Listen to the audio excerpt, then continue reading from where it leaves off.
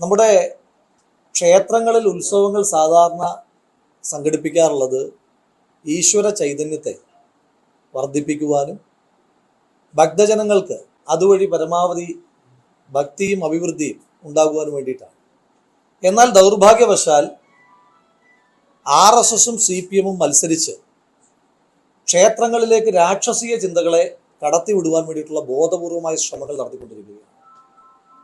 ഭക്തിയുടെയും ആരാധനയുടെയും ഏറ്റവും പ്രധാനപ്പെട്ട കേന്ദ്രമായി മാറേണ്ടുന്ന ക്ഷേത്രങ്ങളെ ബോധപൂർവമായി സംഘർഷങ്ങളുടെയും പ്രശ്നങ്ങളുടെയും കേസുകളുടെയും വഴിക്ക് നടത്തുവാൻ വേണ്ടിയിട്ടുള്ള CPM BJP ദുഷ്ടലാക്കോടുകൂടിയ അവിശുദ്ധ കൂട്ടുകെട്ടിനെതിരായിട്ട് ഈ നാട്ടിലെ ഭക്തജനങ്ങളും ഈ നാട്ടിലെ ജനാധിപത്യ വിശ്വാസികളും ഭരണഘടനാ വിശ്വാസികളും ഈശ്വര വിശ്വാസികളും ഒരേപോലെ ഏകസ്വരത്തോടു കൂടി പ്രതികരിക്കേണ്ടുന്ന ഒരു സാഹചര്യമുണ്ട്. കൊല്ലം ജില്ലയിലെ മാത്രം സ്പെസിഫിക് കേസുകൾ എടുക്കാം. കടക്കൽ തിരുവാതിരയുമായി ബന്ധപ്പെട്ട് ക്ഷേത്രത്തിൽ പുഷ്പനെ അറിയാമോ എന്ന് വിളിച്ചു ചോദിച്ചുകൊണ്ടിരിക്കുക. പുഷ്പനെ ഇവർക്ക് അറിയാൻ പാടില്ല എങ്കിൽ ഇവർ അന്വേഷിച്ച് കണ്ടുപിടിക്കട്ടെ.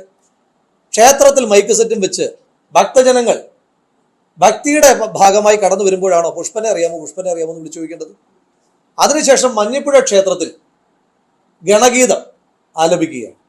ഇന്നലെ കാണുന്ന കാഴ്ച എന്താ?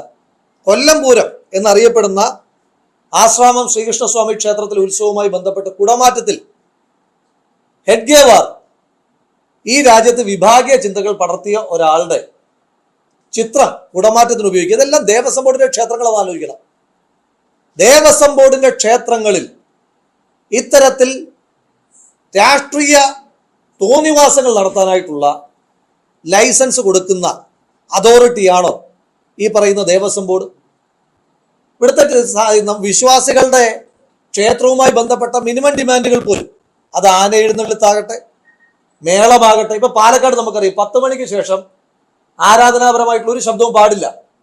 ആരാധനാലയങ്ങളിൽ നിന്ന് ശബ്ദം ഉണ്ടാകാൻ ഒരാരാധനാലയത്തിൽ നിന്നും ശബ്ദം ഉണ്ടാകാൻ പാടില്ല എന്ന നിയമത്തെ കർശനമായി പാലിച്ചുകൊണ്ടിരിക്കുന്ന ഒരു സ്ഥലമാണ് പാലക്കാട്. നമ്മൾ പലതവണ നമ്മളൊക്കെ ഇടപെട്ടിട്ടുണ്ട്.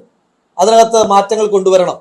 10 മണിക്ക് ശേഷവും ഇത്തരത്തിൽ ആരാധനാലയങ്ങളിൽ അവരുടെ ആഘോഷങ്ങൾ നടത്താനുള്ള സ്വാതന്ത്ര്യം കൊടുക്കണം എന്നൊക്കെ പറയുമ്പോൾ അതിനകത്തെല്ലാം നിയമത്തിന്റെ തലനാഴിക കീറി പരിശോധിക്കുന്ന സംസ്ഥാന സർക്കാരിന്, പോലീസിന്, ദേവസ്വം ബോർഡിനും ഒന്നും ഈ രാഷ്ട്രീയ തോന്നിവാസങ്ങൾക്ക് ഇടം കൊടുക്കുന്നതിനകത്ത് ഇടപെടാനില്ല.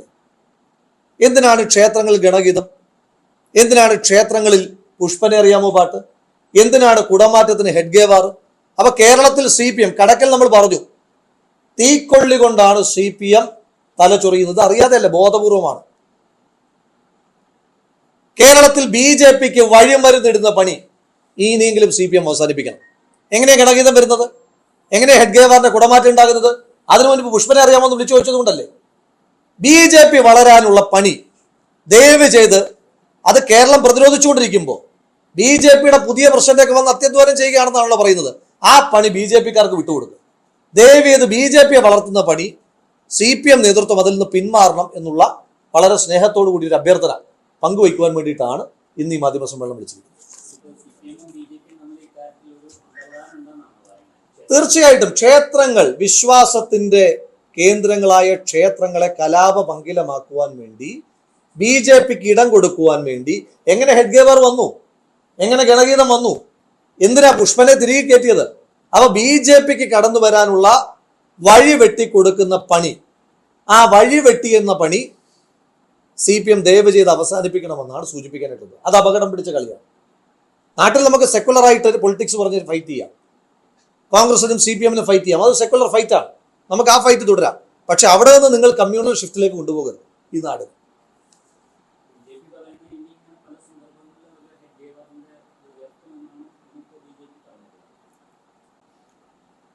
BJP എത്രയൊക്കെ ഉയർത്തിയാലും ഞാൻ കഴിഞ്ഞ ദിവസം ചോദിച്ചു, ഈ നാട്ടിൽ നിങ്ങൾ സ്കൂൾ കുട്ടികളോട് പോയിട്ട് 10 സ്വാതന്ത്ര്യ സമര സേനാനികളുടെ പേര് പറഞ്ഞാൽ ആ കുട്ടികളെ കൊണ്ട് ഹെഡ്ഗേവാർ എന്ന് പറയിക്കുകയാണ്. ബാലഗോകുലത്തിലെ ട്രെയിനിങ് കഴിഞ്ഞ് വരുന്ന കുട്ടികൾ പറയത്തില്ലല്ലോ. അവർ പോലും പറയുമ്പോൾ മഹാത്മാഗാന്ധി എന്നും ജവഹർലാൽ നെഹ്റു എന്നും ആസാദ് എന്നും അല്ലേ, ഭഗത് സിംഗ് എന്നും രാജ്ഗുരു സുഖ്ദേവ് എന്നും ഒക്കെയുള്ള പേരുകളെ പറയത്തുള്ളൂ. അതല്ലാതെ ബാലഗോകുലത്തിൽ നിന്ന് വരുന്ന കുട്ടികൾ പോലും ഹെഡ്ഗേവാർ എന്ന് പറയുന്നത് ഞാൻ വിചാരിക്കുന്നില്ല. അതില്ലാത്തൊരു സ്വാതന്ത്ര്യ സമര ചരിത്രം സ്ഥാപിക്കാൻ വേണ്ടിയിട്ടുള്ള ശ്രമം നടത്തിക്കൊണ്ടിരിക്കുക. പക്ഷേ കൃത്യമായിട്ട് രേഖകൾ സഹിതമാണ് ബി.ജെ.പി പറയുന്നത് 1921 ഹെഡ്ഗേവാർ ജയിൽവാസ അനുഭവിക്കേണ്ടി വരുന്നു ബ്രിട്ടീഷുകാർക്കെതിരെ പോരാടിയതിന്.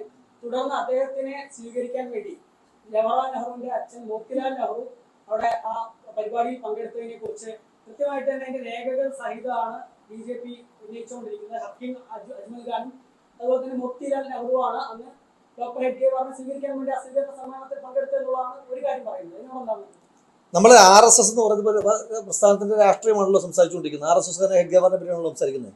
നിങ്ങൾ പറഞ്ഞ വർഷം ഏതാ? 1921. RSS ഉണ്ടാകുന്നത് 1925 പോരെ? അപ്പോ മതിയല്ലോ. അല്ല, അപ്പൊ EMS അതിലൊരു പ്രശ്നമുണ്ട്. അതായത് ഹെഡ്ഗേവാർ പങ്കെടുത്തില്ല എന്ന് പറയുമ്പോൾ 1921 പങ്കെടുത്തു എന്നൊക്കെ രേഖകളിൽ പറയുന്നത്. നമ്മുടെ പ്രശ്നം എന്താ? ഇതിനകത്തൊക്കെ ക്ലാരിറ്റി ഇല്ലാത്ത ഏതാണ്ട് കാര്യങ്ങളുണ്ടോ? RSS എന്ന് പറയുന്ന രാഷ്ട്രീയ പ്രസ്ഥാനത്തിലേക്ക് ഒരാൾ പോകുന്നതോട് കൂടിയിട്ടാണ് അയാൾ വിഭാഗീയ ചിന്തയുടെ ഭാഗമാകുന്നത്. കോൺഗ്രസ് ആയിരിക്കുമ്പോൾ ആ ആശയമായിട്ടൊക്കെ നിൽക്കാൻ കഴിയില്ല. അതുകൊണ്ടാണല്ലോ അയാൾ RSS ആയി പോയത്. ഒന്ന് പറയട്ടെ. അതായത് നിങ്ങൾ പറയുന്ന വർഷവും മാസവും ദിവസവും, നിങ്ങൾ തന്നെ പറയുന്ന വർഷവും മാസവും ദിവസവും RSS എന്ന് പറയുന്ന രാഷ്ട്രീയ പ്രസ്ഥാനം ഈ രാജ്യത്തില്ല. RSS എന്തായത്? നമ്മുടെ പ്രശ്നം എന്താ? ഈ ഹെഡ്ഗേവാറും ഗോൾവർക്കറും സവർക്കറും എല്ലാം കൂടെ ചേർന്നിട്ട് രാജ്യത്തെ വിഭാഗീയതയിലേക്ക്, രാജ്യത്തെ വിഭജനത്തിലേക്ക് തള്ളിവിടുന്ന ഒരു പ്രത്യയശാസ്ത്രം കൊണ്ടുവന്നു. നമ്മുടെ വിയോജിപ്പ് ആളുകളോട് വ്യക്തിപരമായ വിയോജിപ്പല്ലല്ലോ, നമ്മുടെ വിയോജിപ്പ് രാഷ്ട്രീയമാണ്. ഞാൻ ഒരു കാര്യം പറയട്ടെ. ഇപ്പം അങ്ങ് ഒരു 30 വയസ്സ് വരെ വളരെ ഒരു സോഷ്യൽ കോണ്ടാക്റ്റിൽ വളരെ മാന്യമായി നിയമമൊക്കെ പാലിച്ച് ജീവിക്കുന്നു. 31ാമത്തെ വയസ്സിൽ അങ്ങ് ഒരു കൊലപാതക കേസിൽ പ്രതിയാകുന്നു. ഞാൻ 30 വയസ്സ് വരെ ഈ നാട്ടിലെ നിയമമെല്ലാം പാലിച്ചു, അതുകൊണ്ട് 31ാമത്തെ വയസ്സ് നടത്തിയ കൊലപാതകം അതിന്റെ പേരിൽ എന്നെ കൊലപാതകി എന്ന് വിളിക്കുമെന്ന് പറയാൻ പറ്റുമോ? നിങ്ങളുടെ അത്ര കാലത്തെ ജീവിതം എങ്ങനെയായിരുന്നു എന്നുള്ളതല്ല പ്രശ്നം. RSSന്റെ ചെളിക്കുണ്ടിൽ പോയി വീണിട്ടുണ്ടോ? ആ വർഗീയ ചെളിക്കുണ്ടിൽ പോയി വീണിട്ടുണ്ടെങ്കിൽ അന്ന് തൊട്ട് നിങ്ങൾ വർഗീയവാദി, അതിനകത്തൊരു തർക്കമില്ല. അത് ഞാൻ പറയട്ടെ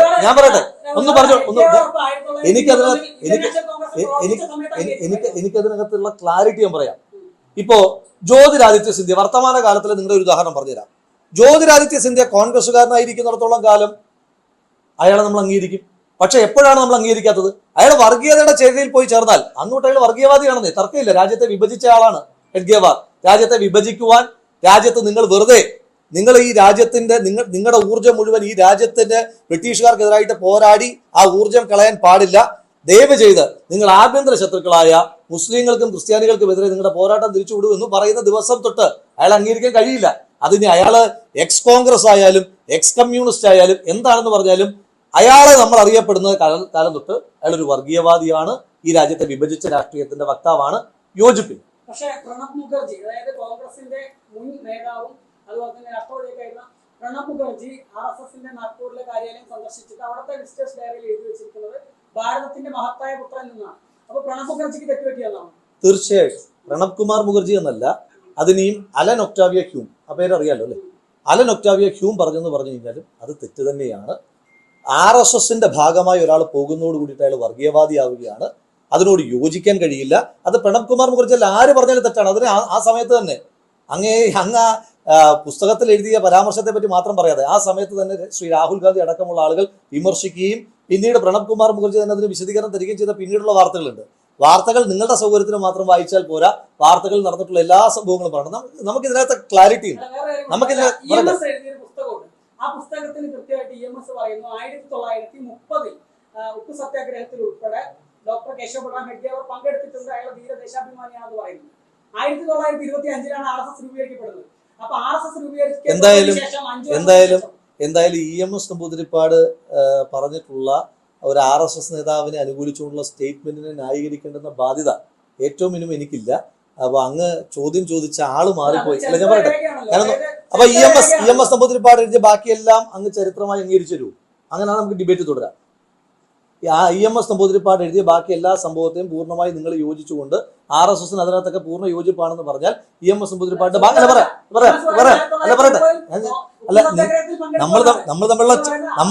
നമ്മൾ തമ്മിലുള്ള തർക്കാക്കണ്ടല്ലോ. ചോദ്യം ചോദിച്ചു, ഇനി ഞാൻ എന്റെ ഉത്തരം പ്ലേസ് ചെയ്യട്ടെ. EMS നമ്പൂതിരിപ്പാട് പറഞ്ഞതെല്ലാം ശരിയാണ് എന്ന് പറഞ്ഞാൽ EMS നമ്പൂതിരിപ്പാടിന്റെ താങ്കൾ ഉദ്ധരിച്ച പുസ്തകത്തിലെ തന്നെ അതിനുശേഷം വന്ന കേരള ചരിത്രവുമായി ബന്ധപ്പെട്ട പുസ്തകത്തിനകത്തുണ്ടാകുന്ന പരാമർശത്തെ പറ്റി ഞാൻ പറയാം. അതിനെ അംഗീകരിക്കൂ? അങ്ങനെയല്ലല്ലോ. EMS നമ്പൂതിരിപ്പാടിന്റെ ഈ സ്റ്റേറ്റ്മെന്റ് അംഗീകരിക്കുക, ആ സ്റ്റേറ്റ്മെന്റ് അംഗീകരിക്കില്ലെന്നല്ലോ. അങ്ങനെ പറയുമെന്ന്. അപ്പൊ മാത്രമല്ല, EMS നമ്പൂതിരിപ്പാടിന് നിലവിൽ EMS നമ്പൂതിരിപ്പാട് കോൺഗ്രസ് ആയിരുന്ന കാലത്ത് അദ്ദേഹത്തിന്റെ പ്രവർത്തനങ്ങളെ ന്യായീകരിക്കേണ്ടെന്ന കാര്യം എനിക്കുണ്ട്, അതിന്റെ വക്താവാകേണ്ടത് കാര്യം എനിക്കുണ്ട്. പക്ഷെ നിലവിൽ ഈ അങ്ങനെ ഹെഡ്ഗേവാർ അങ്ങനെ വലിയ കോൺഗ്രസ്സുകാരൊന്നും ആയിരുന്നത്. രാജ്യത്തെ കൗണ്ടബിൾ പറയട്ടെ, രാജ്യത്തെ കൗണ്ടബിൾ കോൺഗ്രസ്സുകാരിലൊന്നും ഹെഡ്ഗേവാർ ഒന്നും ഇല്ല. നിങ്ങൾ എന്തായി പറയുന്നത്? നിങ്ങൾ ആരോടായി പറയുന്നത്? അത് നിങ്ങൾ ആരായി പറയുന്നത്? നിങ്ങൾ ആരോടായി പറയുന്നത്? ഇനി അങ്ങനെ ചരിത്രം പറഞ്ഞു കഴിഞ്ഞാൽ രാജ്യത്തെ കൗണ്ടബിൾ കോൺഗ്രസ്സുകാരുടെ പട്ടികയിലൊന്നും ഹെഡ്ഗേവാറില്ല. അന്ന് കോൺഗ്രസിൽ പ്രവർത്തിച്ച ഒരുപാട് ആളുകൾ ഉണ്ടായിരുന്നു. അന്നൊരു ചരിത്ര പത്രസമ്മേളനം ഉദ്ദേശിക്കുന്നെങ്കിൽ എന്റെ വിഷയമാണ്, നമുക്ക് സംസാരിക്കാം. ആധികാരികമായിട്ട് തന്നെ സംസാരിക്കാം, അങ്ങ് വിളിക്കുന്ന വേദിയിൽ തന്നെ സംസാരിക്കാം. കോൺഗ്രസിന്റെ ഭാഗമായിരുന്നു ഈ രാജ്യത്തെ ഒരുവിധം എല്ലാ രാഷ്ട്രീയ പ്രസ്ഥാനങ്ങളിലും പിന്നീട് വന്ന ആളുകളെല്ലാം കോൺഗ്രസിന്റെ ഭാഗമായിരുന്നു. അവരെല്ലാം പിന്നീട് മാറിപ്പോയി. ഇപ്പൊ EMS നമ്പൂതിരിപ്പാട് കോൺഗ്രസ് ആയിരുന്നില്ല. നമ്മൾ എപ്പോഴും പറയുമല്ലോ, ശ്രീ P കൃഷ്ണപിള്ള, അദ്ദേഹം ഗുരുവായൂർ അമ്പലനടയിൽ മണിയടിച്ചതിനെ പറ്റി നമ്മൾ പറയാറുണ്ട്. ഗുരുവായൂർ അമ്പലനടയിൽ മണിയടിക്കുമ്പോൾ ശ്രീ P കൃഷ്ണപിള്ളയുടെ പാർട്ടി ഏതാ? ഗുരുവായൂർ സത്യാഗ്രഹത്തിന് നേതൃത്വം കൊടുത്ത പാർട്ടി ഏതാ? ഗുരുവായൂർ സത്യാഗ്രഹത്തിന് അന്ന് നേതൃത്വം കൊടുത്തത് ഇന്ത്യൻ നാഷണൽ കോൺഗ്രസ് ആണ്. പറയട്ടെ, പൂർത്തീകരിക്കട്ടെ. ഗുരുവായൂർ സത്യാഗ്രഹത്തിന് അന്ന് നേതൃത്വം കൊടുത്തത് ഇന്ത്യൻ നാഷണൽ കോൺഗ്രസ് ആണ്. അംഗീകരിക്കുന്നതിനകത്ത് തർക്കമില്ലല്ലോ. അന്ന് ഇന്ത്യൻ നാഷണൽ കോൺഗ്രസിന്റെ ഏറ്റവും സജീവ പ്രവർത്തകനും നേതാവുമായിരുന്ന ശ്രീ P കൃഷ്ണപിള്ളയെ ചുമതലപ്പെടുത്തി, നിങ്ങൾ പോയി ക്ഷേത്രത്തിൽ പോയി മണിയടിക്കൂ എന്ന് പറഞ്ഞ് ജാതീയതയ്ക്കെതിരായിട്ട് പോരാട്ടത്തിന് ചുമതലപ്പെടുത്തി. അപ്പൊ അതിന്റെ ഉത്തരവാദിത്വം CPM-ന് വരുമില്ല. ആ പ്രവൃത്തിയുടെ ഉത്തരവാദിത്വം പൂർണ്ണമായിട്ട് അതിനാണ്, കോൺഗ്രസിനാണുള്ളത്. EMS നമ്പൂതിരിപ്പാട്, ഇപ്പൊ ഞാൻ ചോദിച്ചോട്ടെ, ഉപ്പ് സത്യാഗ്രഹത്തിൽ പങ്കെടുത്തിട്ടുള്ള ആളുകൾ പിന്നീട് രാഷ്ട്രീയം മാറിപ്പോയിട്ടുണ്ട്. അവരുടെ പിന്നീടുള്ള രാഷ്ട്രീയത്തിന്റെ ഉത്തരവാദിത്വം കോൺഗ്രസ് എടുക്കാൻ കഴിയില്ല. കോൺഗ്രസ് എന്ന് പറഞ്ഞൊരു വ്യക്തിയല്ല, ഇതൊരു പ്രസ്ഥാനമാണ്, ഒരു പ്രത്യയശാസ്ത്രമാണ്. ഈ പ്രത്യയശാസ്ത്രത്തിന്റെ ഭാഗമായി നിൽക്കുന്ന കാര്യങ്ങളുടെ മാത്രം ഉത്തരവാദിത്വമേ ഈ പാർട്ടിക്ക് ഏറ്റെടുക്കാൻ കഴിയൂ. പറയട്ടെ, ഈ പാർട്ടിക്ക് ഏറ്റെടുക്കാൻ കഴിയൂ. അതല്ലാതെ പാർട്ടി വിട്ടുപോകുന്ന ഒരാളുടെ പിന്നീടുള്ള ഒരു ചെയ്തിയുടെ ഉത്തരവാദിത്വം ഏറ്റെടുക്കാൻ കഴിയില്ല. അങ്ങനെ ഏറ്റെടുക്കാമെന്ന് നിങ്ങൾ പറഞ്ഞു കഴിഞ്ഞാൽ OK വാസു പിന്നീട് പറയുന്ന എല്ലാത്തിന്റെയും ഉത്തരവാദിത്വം നിങ്ങൾ ഏറ്റെടുക്കൂ? OK വാസു പിന്നീട് പറഞ്ഞതും ചെയ്തതുമായിട്ടുള്ള കാര്യങ്ങളുടെ എല്ലാ ഉത്തരവാദിത്വം നിങ്ങൾ ഏറ്റെടുക്കാൻ തയ്യാറാണോ? OK വാസുവിന്റെ വളരെ കോൺട്രവേഴ്ഷ്യൽ ആയ ഒരു സ്റ്റേറ്റ്മെന്റ് ഉണ്ടല്ലോ, നിങ്ങൾ ഏറ്റവും അധികം ആഘോഷിക്കുന്ന ഒരു രക്തസാക്ഷിയുമായിട്ട് ബന്ധപ്പെട്ടിട്ടുള്ള, നിങ്ങൾ ഏറ്റെടുക്കാൻ തയ്യാറുണ്ടോ? ഉണ്ടോ? ഓക്കെ, താങ്കൾ മാത്രം അല്ല, ഞാൻ പറഞ്ഞത് പാലക്കാട് പ്രതിഷേധം നടത്തിയപ്പോൾ ഉൾപ്പെടെ പറഞ്ഞത് 1921 ഈ പ്രതിഷേധത്തിൽ പങ്കെടുത്ത് അദ്ദേഹം ജയിൽവാസം അനുഭവിച്ചത് മോത്തിലാൽ നെഹ്റു സഹോദര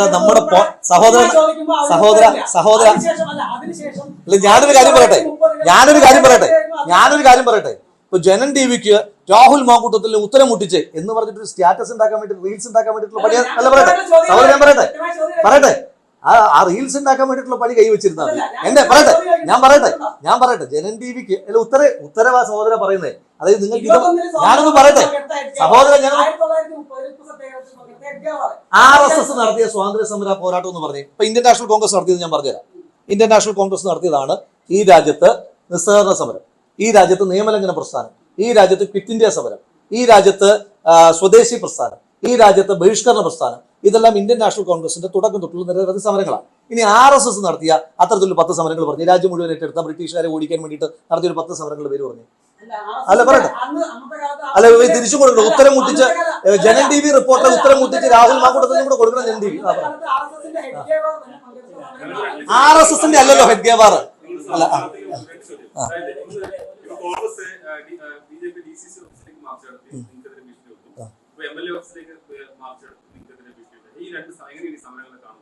അല്ല ഈ നാട്ടില് പിന്നെ BJP കോൺഗ്രസിനെതിരായിട്ട് സമരം നടത്തുന്നതിനകത്ത് BJP എതിർക്കുന്നതുകൊണ്ടാണല്ലോ സമരം നടത്തുന്നത്. അതിനകത്ത് എനിക്ക് അഭിമാനം മാത്രമേ ഉള്ളൂ. എന്താ പറയുക, കഴിഞ്ഞ ദിവസം ഈ കാലെടുക്കുമെന്ന് പറഞ്ഞപ്പോഴും ഞാൻ ഈ കാല് കുത്തി കിടക്കുന്നത്. ഇപ്പൊ തലയാ പറയുന്ന ഈ തലയങ്ങോട്ട് നീട്ടി വെച്ചു കൊടുക്കും. എന്നാലും മാപ്പ് പറയാൻ പോകത്തില്ല.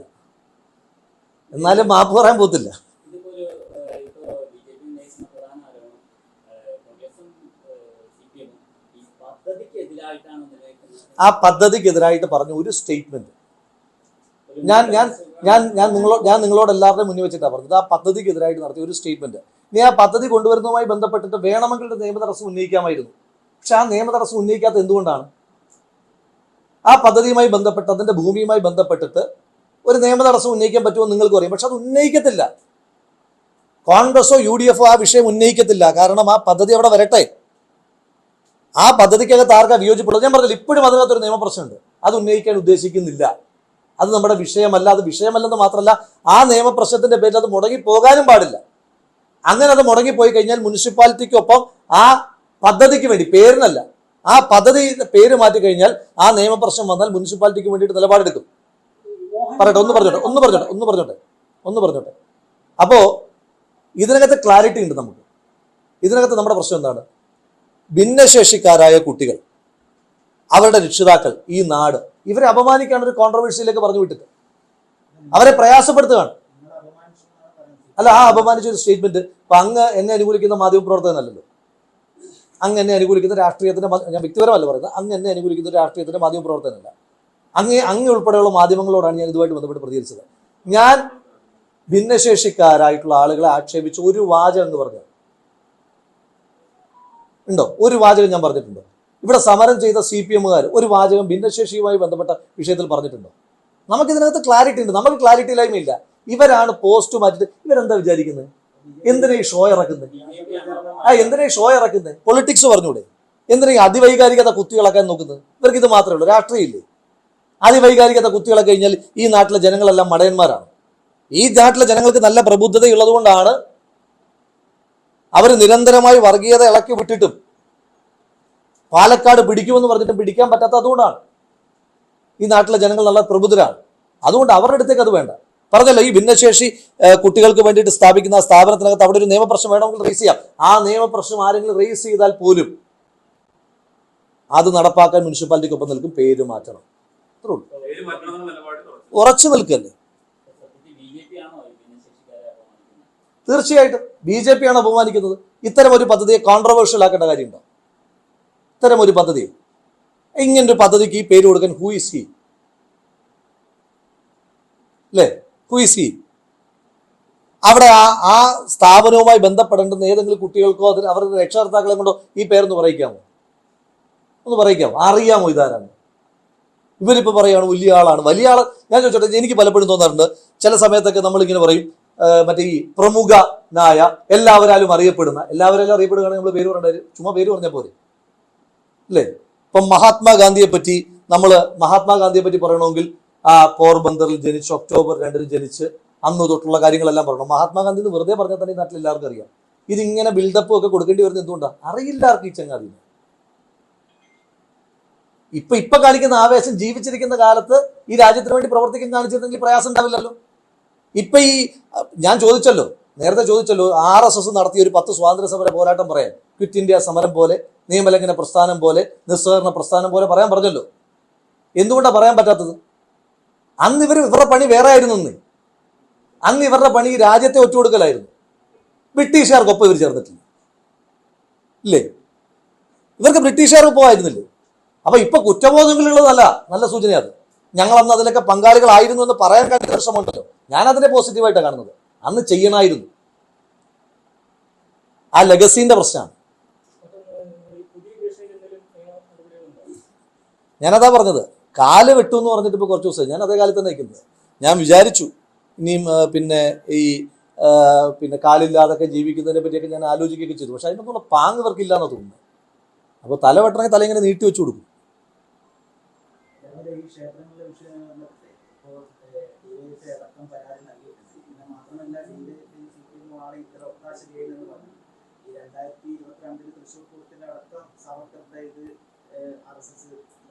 ഞാൻ പറയുന്നത്, ക്ഷേത്രങ്ങളിലേക്ക് എന്തിനാണ് നമ്മൾ രാഷ്ട്രീയത്തെ കൊണ്ടുപോകുന്നത്? ഞാൻ ക്ഷേത്രങ്ങളിൽ പോകുന്ന ആളാണ്, ഞാൻ പള്ളികളിൽ പോകുന്ന ആളാണ്, ഞാൻ പെരുന്നാളിന് പോകാറുണ്ട്, പള്ളി നേർച്ചയ്ക്ക് പോകാറുണ്ട്, ഉത്സവത്തിന് പോകാറുണ്ട്. അതൊരു സെക്കുലർ ഫാബ്രിക്കിന് പറഞ്ഞല്ല, നിങ്ങൾ കാണാറുണ്ടല്ലോ. എനിക്ക് ഇത്തരം ആഘോഷങ്ങളൊക്കെ വലിയ ഇഷ്ടമാണ്. ഞാൻ അതേപോലെ ഏതെങ്കിലും ഒരു വേദിയിൽ പോയിട്ട് ഞാൻ എൻ്റെ രാഷ്ട്രീയം കാണിക്കാറുണ്ടോ? ഇല്ല, ഒരു രാഷ്ട്രീയം കാണിക്കാറില്ല. പള്ളിയും അമ്പലങ്ങളും നമ്മുടെ രാഷ്ട്രീയം കാണിക്കാനുള്ള ഇടങ്ങളല്ല, അത് വിശ്വാസത്തിന്റെ കേന്ദ്രങ്ങളാണ്. നമുക്ക് രാഷ്ട്രീയ പ്രവർത്തനം നടത്താൻ വേറെ എത്രയോ സ്ഥലങ്ങളുണ്ട്, അല്ലേ? നമ്മൾ സാധാരണഗതി പറയുമല്ലോ, രാഷ്ട്രീയക്കാരുടെ കാര്യങ്ങൾ വരുമ്പോൾ അതിനകത്ത് പിന്നെ മത നേതാക്കന്മാർ ഇടപെടാൻ പാടില്ല നമ്മൾ പറയാറുണ്ടല്ലോ. തിരിച്ച് മതത്തിന്റെ വിഷയത്തിൽ എന്തിനാണ് രാഷ്ട്രീയക്കാർ പോയി ഇടപെടുന്നത്? എന്ത് കാര്യത്തിനാ? അത് വിശ്വാസികൾക്ക് വിട്ടുകൊടുക്കും. അതാണ് നമ്മുടെ പോയിന്റ്. പരാതി നൽകിയല്ലോ. ഇപ്പൊ കടക്കൽ ക്ഷേത്രവുമായി ബന്ധപ്പെട്ടിട്ടുള്ള പരാതി ഞങ്ങളുടേതല്ലേ. പിന്നെ മഞ്ഞപ്പുഴ ക്ഷേത്രത്തിൽ ഗണഗീതം പാടിയതുമായി ബന്ധപ്പെട്ട പരാതി ഞങ്ങളുടേത്. ആ 2 പരാതിയിന്മേലും ആക്ഷൻ എടുത്തിട്ടുണ്ട്. ഞങ്ങൾക്ക് അതിനകത്ത് CPM-നെതിരെന്നോ BJP-ക്കെതിരെന്നോ മാത്രമല്ല, അവിടെ രാഷ്ട്രീയം പാടില്ല. ഞങ്ങൾ പറയാറില്ല, അത് പറയാൻ പാടില്ല, അത് പറയേണ്ട വേദിയല്ല.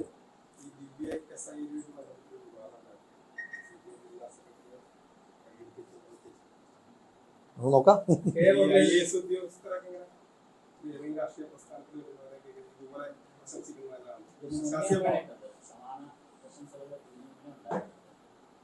നോക്കാം. മാത്രമല്ല ആദ്യം ഒരു ഉൾപ്പെടെയുള്ള ആളുകൾ പറയുന്നത് പിണറായി വിജയൻ പാദസേവ ചെയ്യുന്ന ഉദ്യോഗസ്ഥയാണ് ദിവ്യാസയാണ്. പ്രധാനപ്പെട്ട കോൺഗ്രസ് നേതാക്കളൊക്കെ പ്രതികരിക്കുകയും ചെയ്തു.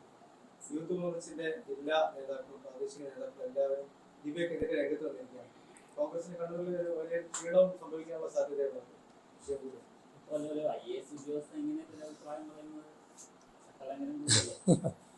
നോക്കാം.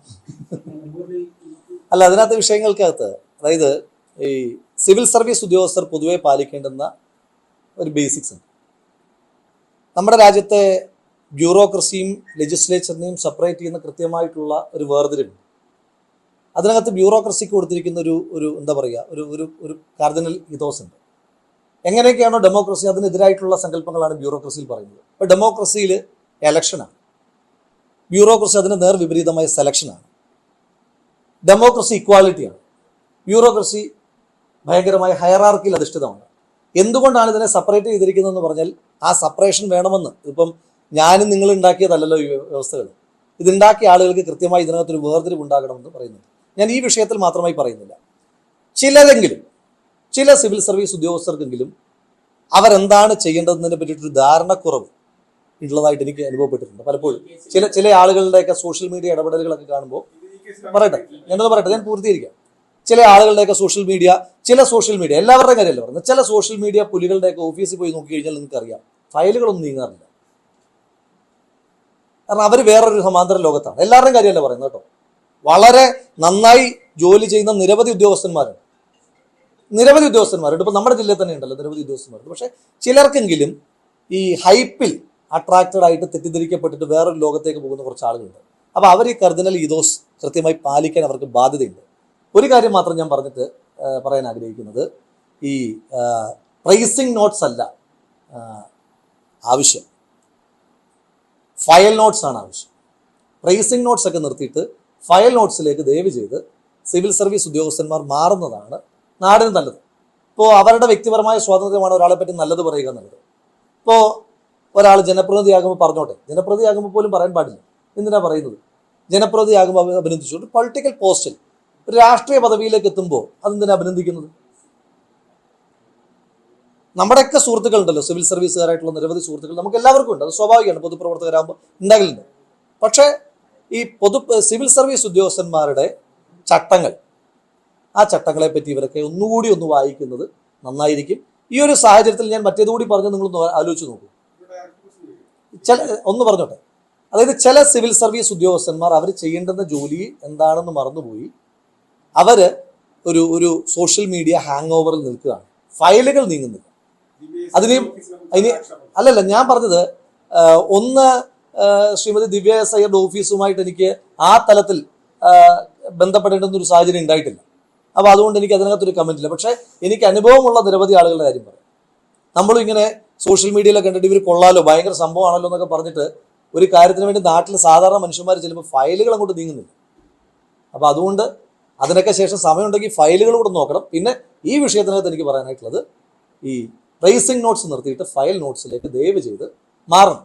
അതിപ്പം നമ്മളെയും പിന്നെ നല്ലത് പറയേണ്ട കാര്യമില്ല. പൊളിറ്റിക്കൽ ലീഡർഷിപ്പിനെ എന്തിനാ നല്ലത് പറയുന്നവർ? അതല്ലല്ലോ ഇവരുടെ ജോലി. പൊളിറ്റിക്കൽ ലീഡർഷിപ്പിനെ പറ്റി പിന്നെ ഫ്ലാറ്റർ ചെയ്യേണ്ട പണിയല്ലല്ലോ സിവിൽ സർവീസ് ഉദ്യോഗസ്ഥരുടേത്, അല്ലേ? അത് നമുക്ക് എത്രയോ നല്ല ഉദാഹരണങ്ങളുണ്ട്. ഇപ്പോൾ ഡോക്ടർ ബാബു പോൾ സാർ നല്ല രാഷ്ട്രീയ വീക്ഷണമുള്ള ഒരാളാണ്. പക്ഷെ സർവീസ് കാലഘട്ടത്തിൽ പറയുന്നത് നിങ്ങൾ കേട്ടിട്ടുണ്ടോ?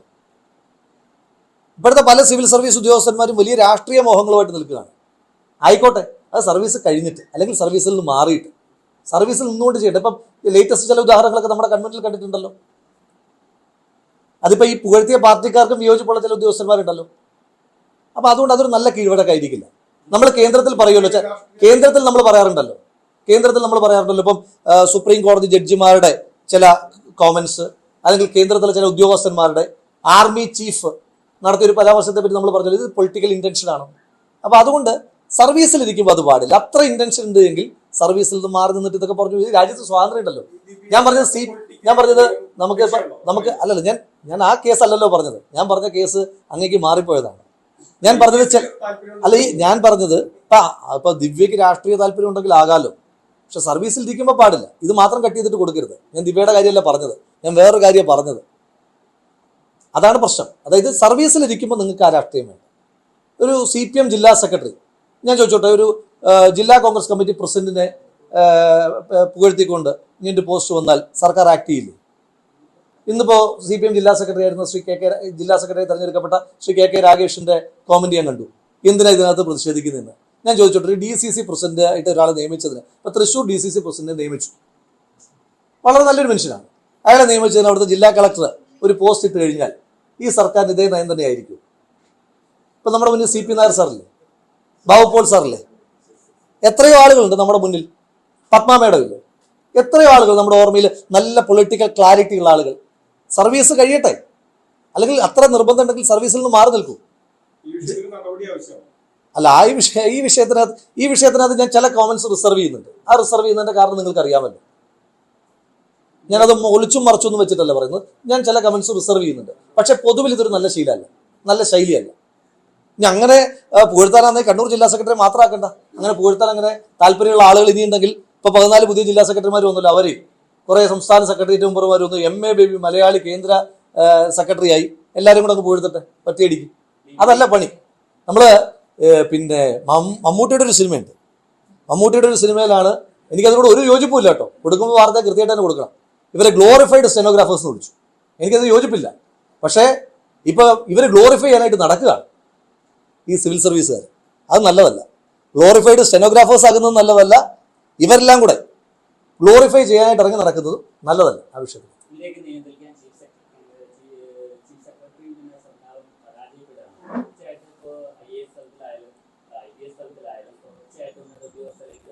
തീർച്ചയായിട്ടും ബ്യൂറോക്രസിയെ നിയന്ത്രിക്കുന്നതിനകത്ത് ഈ സർക്കാർ വലിയ പരാജയമാണ്. അതെന്താണെന്നറിയോ? ഇവരൊക്കെ പറയുന്ന ചില നല്ല വാക്കുകളിൽ സർക്കാർ ക്യാരിഡ് ആകുക. സർക്കാരിന് വേണ്ടത് IAS കിട്ടിയ നമ്മുടെ മറ്റേ പൂവരണിയെപ്പോലുള്ള ആളുകളാണ്. ഇവരൊക്കെ IAS-ഉം IPS ഉള്ള പൂവരണിമാരാണല്ലോ, അല്ലേ? പൂവരണി നമ്പൂതിരി നല്ല പേര്, നമ്മുടെ പാട്ട് എഴുതിയ ആള് അല്ലേ? ഇവരൊക്കെ IAS-ഉം IPS ഉള്ള പൂവരണിമാരാകാനുള്ള മത്സരം നടത്തിക്കൊണ്ടിരിക്കുകയാണ്. അപ്പൊ ഇവരിൽ ക്യാരിഡ് ആകുകയാണ്. അപ്പൊ ജോലി ചെയ്തില്ലെങ്കിൽ കുഴപ്പമില്ല എന്നുള്ള തലം സർക്കാരിനുണ്ട്. നമ്മളെപ്പറ്റി പറയുന്നുണ്ടല്ലോ, അവരും അത്രയൊക്കെ ഉദ്ദേശിക്കുന്നുള്ളൂ. എന്താ ഇവിടെ നാട്ടിൽ നടക്കുന്നത്? ഈ സ്റ്റേറ്റിലെ 2 മുതിർന്ന ADGP-മാർ തമ്മിൽ വലിയ ക്ലാഷാണ്, അല്ലേ? ഈ സ്റ്റേറ്റിന്റെ ഏറ്റവും പ്രധാനപ്പെട്ട പോലീസ് പ്രോട്ടോക്കോളുകൾ കൈകാര്യം ചെയ്ത 2 ഉദ്യോഗസ്ഥന്മാർ തമ്മിലുള്ള ഫൈറ്റ് പുറത്തേക്ക് വന്നിട്ട് സർക്കാർ ഏത് ADGP-ക്കൊപ്പം നിൽക്കും? വിജയൻ IPS ചെയ്ത് തെറ്റാന്ന് പറഞ്ഞു കഴിഞ്ഞാൽ അജിത് കുമാർ IPS പറഞ്ഞാൽ ശരിയാന്ന് വരും. ആരെ തള്ളും, ആരെ കൊള്ളും? മറ്റൊരു സിവിൽ സർവീസ് ഉദ്യോഗസ്ഥൻ്റെ IAS-കാരൻ ഇപ്പോൾ സസ്പെൻഷനിലാണ്. എന്താ കാരണം? അപ്പൊ ഇതിനെയൊക്കെ നിയന്ത്രിക്കാൻ ചീഫ് സെക്രട്ടറി പരാജയപ്പെടുന്നു ഞാൻ പറയുന്നില്ല. ഇതിനകത്തൊക്കെ ഒരു പൊളിറ്റിക്കൽ വില്ല് ഉണ്ടാകണം ഇതിനൊക്കെ നിയന്ത്രിക്കാൻ. ആ പൊളിറ്റിക്കൽ വില്ല് ഈ സർക്കാരിനില്ല. ഇനി രാഷ്ട്രീയം പറയുന്ന ആളുകളോട്, രാഷ്ട്രീയം പറയാനായിട്ട് വെമ്പൽ കൊള്ളുന്ന സിവിൽ സർവീസുകാരോട് എനിക്ക് ചീഫ് സെക്രട്ടറി പറഞ്ഞ രാഷ്ട്രീയ ഓർമ്മപ്പെടുത്താനായിട്ടുള്ള എന്ത് സ്ട്രോങ് ആയിട്ടാ ആ സ്ത്രീ കഴിഞ്ഞ ആഴ്ച ഒരു രാഷ്ട്രീയം പറഞ്ഞത്. അതാണ് രാഷ്ട്രീയം. ഇവർക്ക് പറയാൻ പറ്റുന്ന രാഷ്ട്രീയം അതാണ്. അതല്ലാതെ കക്ഷി രാഷ്ട്രീയം CPM-ഉം കോൺഗ്രസും BJP ഒക്കെ തൽക്കാലം ഞങ്ങൾ BJP-ക്കാർ BJP-യുടെ രാഷ്ട്രീയവും CPM-കാർ CPM-ന്റെ രാഷ്ട്രീയം കോൺഗ്രസിന്റെ രാഷ്ട്രീയം ഞങ്ങളൊക്കെ പറഞ്ഞു. തൽക്കാലം കോൺഗ്രസും CPM-ഉം ഒക്കെ ഞങ്ങൾ ഇങ്ങോട്ടും പറയാം. ഇവർ തൽക്കാലം അത് മറ്റേ എന്താ IAS IPS-നിടയിൽ ബ്രാഞ്ച് കമ്മിറ്റിയും LC ഒന്നും ഉണ്ടാക്കണ്ട.